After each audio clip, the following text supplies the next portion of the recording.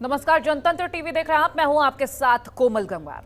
UP, Uttarakhand, Punjab समेत 5 राज्यों में विधानसभा चुनाव के नतीजे 10 मार्च को आने हैं और ऐसे में सुबह 8 बजे से वोटों की गिनती शुरू होगी और उम्मीद की जा रही है कि मतगणना के शुरू होने के आधे घंटे में रुझान आने शुरू हो जाएंगे।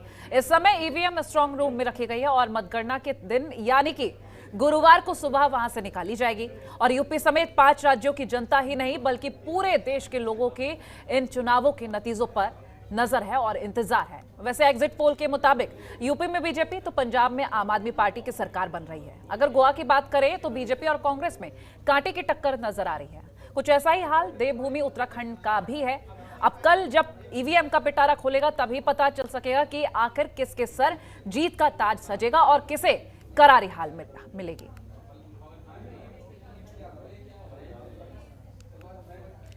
तो 10 मार्च बहुत बड़ा दिन है। 5 राज्यों में विधानसभा चुनाव हुए और इसके नतीजे कल आने हैं और उसके लिए पूरी तैयारी कर ली गई है। बता दें, सभी को इंतजार है नतीजों का। उत्तर प्रदेश की बात करें तो सभी के नजरें नतीजों पर टिकी हुई हैं और ऐसे में ये कहा जा रहा है कि उत्तर प्रदेश में बीजेपी की सरकार बन रही है, पंजाब में आम आदमी पार्टी सरकार बनाने जा रही है। वहीं अगर हम देवभूमि की बात करें तो कांग्रेस और बीजेपी में कड़ी टक्कर दिख रही है।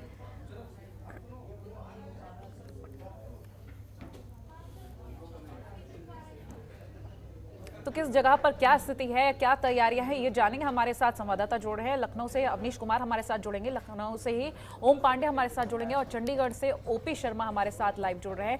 देहरादून से सुरेंद्र ढाका जुड़े हैं और सबसे पहला रुख हम देहरादून का कर लेते हैं। उत्तराखंड में क्या कुछ स्थिति है, क्या आंका जा रहा है, क्या कुछ सामने आ रहा है, सुरेंद्र से जानेंगे। सुरेंद्र, ऐसा अनुमान लगाया जा रहा है कि इस बार बीजेपी और कांग्रेस में कड़ी टक्कर है और फिलहाल जो कांग्रेस की शुरुआत से ही दावे देखे गए, ये कहा जा रहा था कि कांग्रेस की गवर्नमेंट आने जा रही है और कहीं ना कहीं हरीश रावत को अगर देखा जाए तो उन्होंने तो तैयारियां भी शुरू कर दी है नतीजों को लेकर। क्या कुछ जानकारी?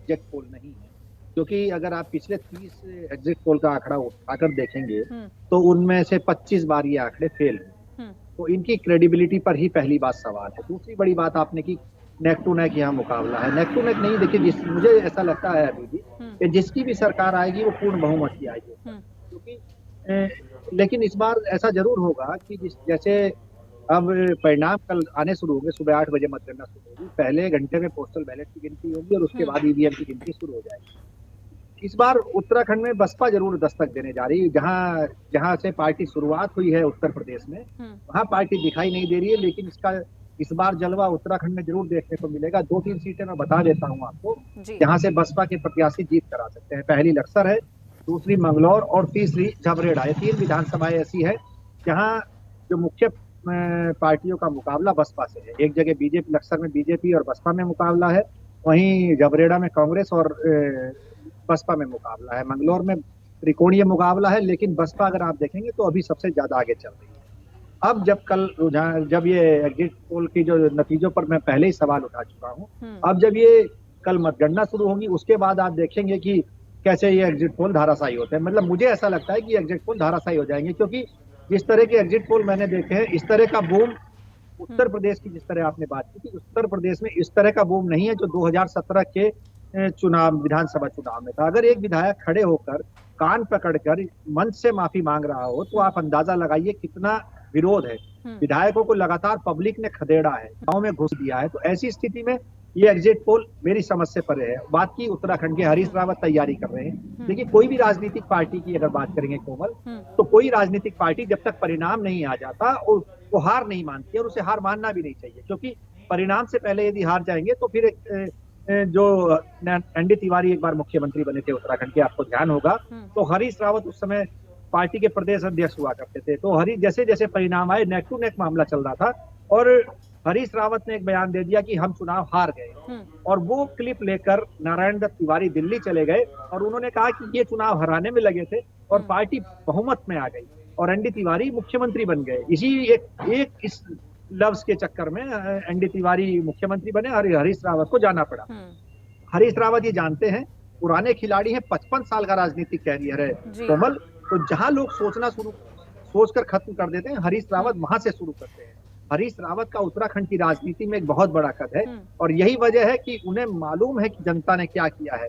यही वजह है कि वो लगातार पार्टी दे रहे हैं लोगों को, लोगों से शुभकामना ले रहे हैं कि, और उन्होंने अपने पार्टी आलाकमान को एक बयान जारी कर ये भी कहा है कि मुख्यमंत्री नहीं बनाएंगे तो घर बैठ जाऊंगा। तो अंदाजा लगाइए कि कहाँ जा रहा है चुनाव। हालांकि कैलाश विजयवर्गीय उत्तराखंड पहुंच चुके हैं और जिस तरह रमेश पोखरियाल निशंक पूर्व मुख्यमंत्री, पूर्व केंद्रीय मंत्री हैं, सांसद है हरिद्वार से, उन्होंने जो निर्दलीय प्रत्याशी जीत सकते हैं उनसे मुलाकात का सिलसिला भी शुरू कर दिया है। तो अब अंदाजा लगाइए कि नेक टू नेक मुकाबला होगा। सरकार किसकी बनेगी ये कल शाम 5 बजे के बाद धीरे धीरे क्लियर हो जाएगा। चलिए आप बने रहिए, चंडीगढ़ चल लेते हैं। ओपी शर्मा हमारे साथ लाइव जुड़े हुए हैं। ओपी, अगर हम पंजाब में स्थिति देखें तो ऐसा कहा जा रहा है आम आदमी पार्टी काफी ज्यादा आगे चलती हुई नजर आ रही है, क्या कुछ खास?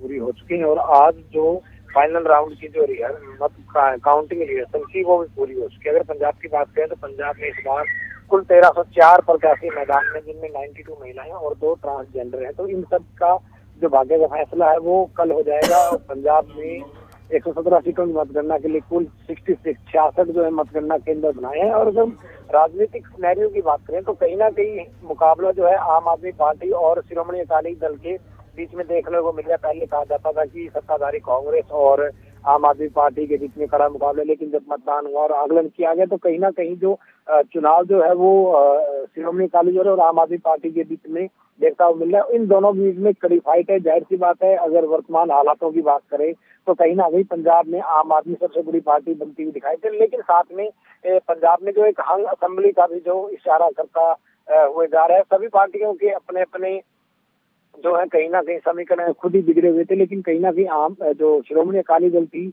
उसके जो समीकरण बिगड़े थे उन्होंने एक हद तक उन समीकरणों को वापस बना लिया। तो शायद यही कारण है कि वो इस बार दूसरे नंबर पे आते हुए दिखाई दे रही है और हंग असेंबली आती है। और ऐसे में पंजाब में जो एनडीए गठबंधन, बीजेपी नेतृत्व का एनडीए गठबंधन है, अगर उसको कुछ अच्छी सीटें मिल जाती है और दोनों मिलकर सरकार बनाते हैं तो पंजाब में श्रोमणी अकाली दल और बीजेपी गठबंधन की सरकार जो एक बार फिर बनती हुई दिखाई दे रही है। अगर पंजाब में बात करें, अगर आम आदमी पार्टी सबसे बड़ी पार्टी बनती है तो शायद कांग्रेस उनके साथ नहीं जाएगी, क्योंकि कांग्रेस ने 2014 में ऐसा ही दिल्ली में भी किया था जब उन्होंने आम आदमी पार्टी को इस्तीफा दिया था। उसके बाद जो कुछ हुआ, आज तक जो अरविंद केजरीवाल सत्ता से जो बाहर वो नहीं हुए हैं। वहीं अगर बीजेपी कांग्रेस जो है वो भी नहीं मिल सकती, तो कुछ एक विचारधारा की भी लड़ाई है। लेकिन अगर पंजाब में सरकार बनाने की बात आती है तो श्रोमणी अकाली दल एक ऐसी पार्टी है जो पंजाब के हित के लिए एक रीजनल पार्टी है, उसका किसी से कोई बैर नहीं, वो किसी के साथ भी जो है वो सरकार बना सकते हैं। लेकिन राजनीति के जो जानकार है उनका कहना है कि शायद पंजाब में इस बार एक हंग असेंबली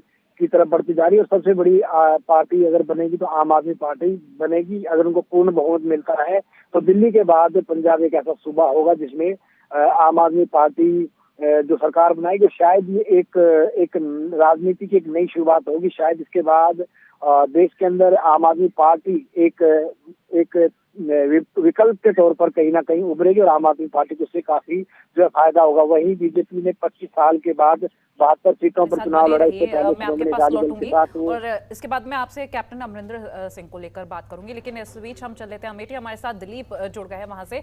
दिलीप, आपसे जानेंगे किस तरह की तस्वीरें वहां पर, क्योंकि कल रिजल्ट्स आने हैं और ऐसे में कैसा उत्साह नजर आ रहा है?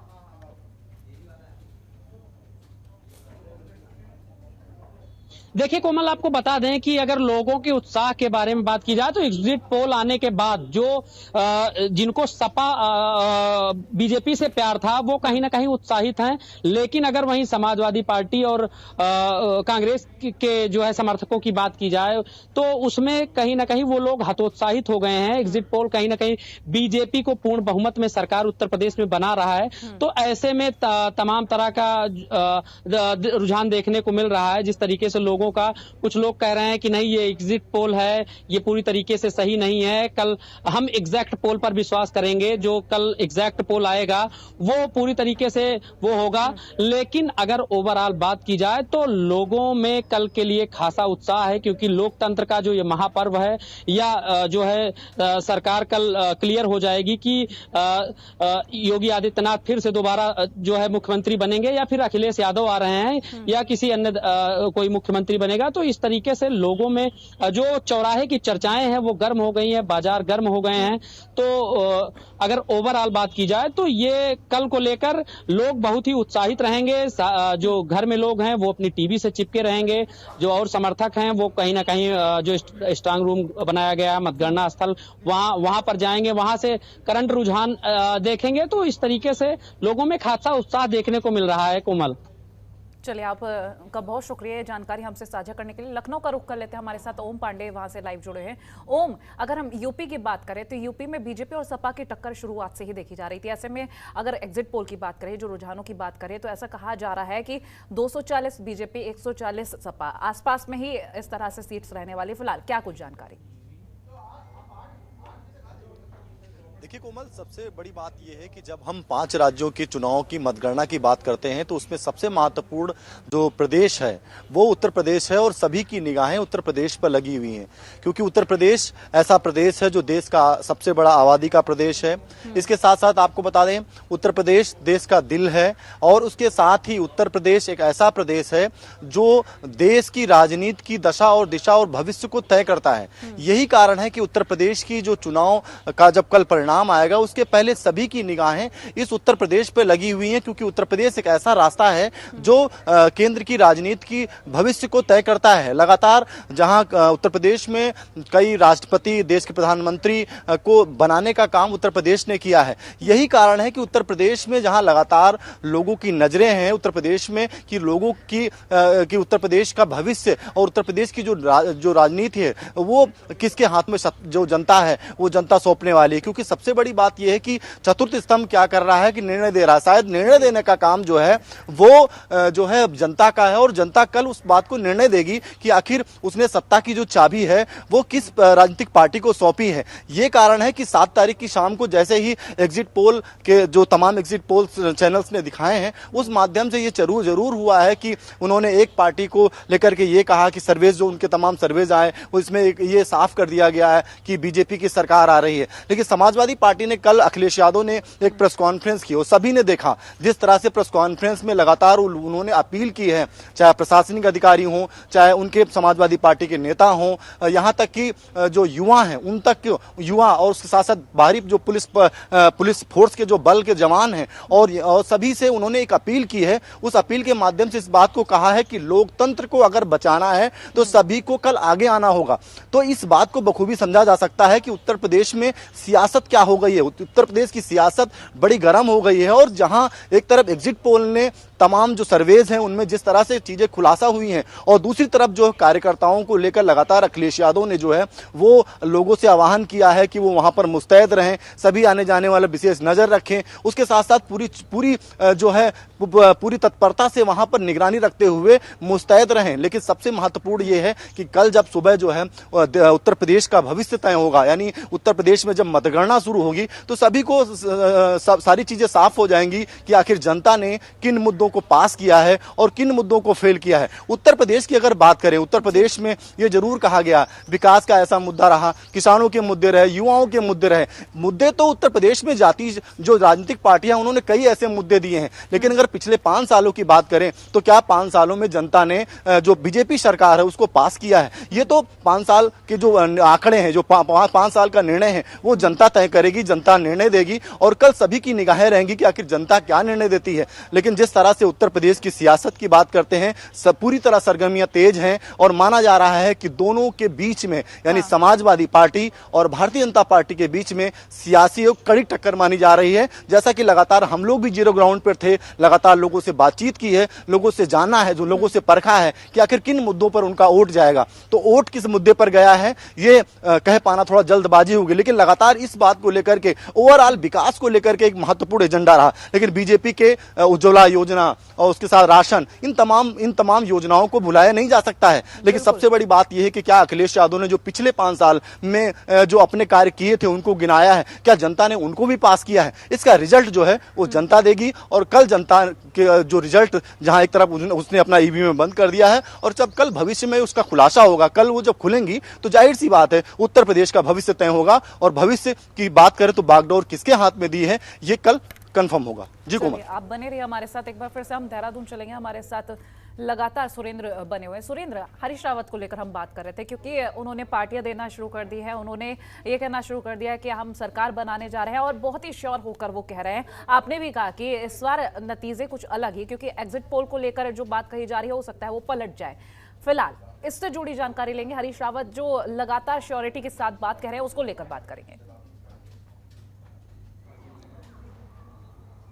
पहले भी अभी कहा था कि 55 साल का राजनीतिक कैरियर है, उन्हें पता है कि कौन कार्यकर्ता क्या क्षेत्र में चल रहा है। जब हरीश रावत आए, उन्होंने एक अपील जरूर की, जब उनका टिकट भी बदला गया, उन्हें सल्ट से रामनगर लालकुआ भेजा गया, तो उन्होंने एक बात जरूर कही कि मेरा आखिरी चुनाव है, आप लोग मेरी मदद करिए, मेरी पार्टी को जिताइए। जो 2016 में पार्टी में मेरे साथ हुआ, उसका एक बड़ा दुख मुझे है और मैं अपनी पार्टी को एक बार सत्ता में वापसी कराना चाहता हूँ। जैसे ही चुनाव निपटे, और इस बार चुनाव कोमल एक चीज जिससे और अलग था, उत्तराखंड में अगर आप देखेंगे कोई भी पूर्व मुख्यमंत्री, चाहे पूर्व मुख्यमंत्री हो चाहे मुख्यमंत्री हो, पुष्कर सिंह धामी भी अपनी सीट नहीं छोड़ पाए, अलग सीटों पर प्रचार नहीं कर पाए। हालांकि उन्होंने थोड़ा थोड़ा टाइम जरूर निकाला। यही हाल हरीश रावत का भी था। हरीश रावत लगातार अपनी सीट बचाने में लगे थे, अपनी जो बेटी है उसकी सीट बचाने में लगे थे, क्योंकि वो भी जानते थे कि उनके पास इतना समय नहीं है कि वो और सीटों पर प्रचार कर सके, क्योंकि लास्ट मोमेंट पे उनको जो सीट दी गई उससे सभी जो बड़े नेता अपनी अपनी सीटों तक सिमट कर रह गए। जबकि बड़े नेताओं के ऊपर एक जिम्मेदारी होती है कि वो और प्रत्याशियों के पास जाए, उनको जिताने का भी काम उनको करना होता है। लेकिन इस बार उत्तराखंड में ऐसा नहीं हुआ है। अब जिस तरह एग्जिट पोल आए हैं और एग्जिट पोल दावा कर रहे हैं कि इसकी सरकार बनेगी, उसकी सरकार बनेगी, जनता ने तय किया होगा किसकी सरकार बनेगी। जनता ने यह भी तय किया होगा कि महंगाई पर वोट दिया है, कानून व्यवस्था पर वोट दिया है, जीरो टॉलरेंस पर वोट दिया है, या उन्होंने बेरोजगारी पर वोट दिया है। यूपी इलेक्शंस को लेकर जो तमाम जानकारी आपसे साझा करते रहेंगे। कल रिजल्ट्स आने यानी कि 10 मार्च बहुत बड़ा दिन है। तमाम जो ज़मीनी हकीकत है, जो ज़मीनी स्तर से जानकारी मिलेगी, आप तक पहुंचाते रहेंगे। लेकिन फिलहाल तमाम जो रिपोर्टर्स हमारे साथ जुड़े उनका शुक्रिया, और हमारे साथ ये तमाम जो जानकारी आप तक पहुंचाते रहेंगे। फिलहाल इसी के साथ इस खास पेशकश में इतना ही। देखते रहिए जनतंत्र टीवी। नमस्कार। खबरों के निष्पक्ष विश्लेषण के लिए सब्सक्राइब करें जनतंत्र TV and press the bell icon. Never miss any update.